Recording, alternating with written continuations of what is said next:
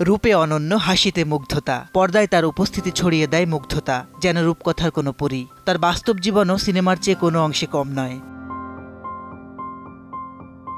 আজকের দিনেই পৃথিবীতে যাত্রা শুরু করেছিলেন এই ডানাকাটা পরী। বিশেষ দিনটিতে ভক্তদের শুভেচ্ছায় সিক্ত হচ্ছেন নায়িকা।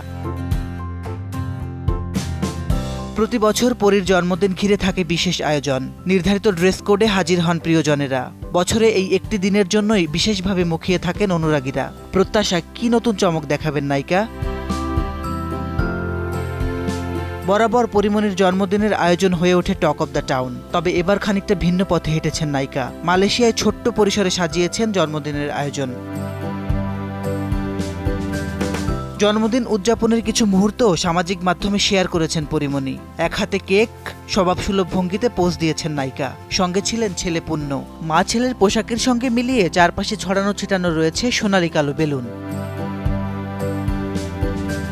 নিজেকে জন্মদিনের শুভেচ্ছা জানিয়ে আবেগমাখা পোস্ট দিয়েছেন পরীমনি। লিখেছেন, আনন্দ বেদনা, সুখ দুঃখ, কষ্ট ভালোবাসা নিয়েই তো আজকের এই জীবন। Happy birthday my self.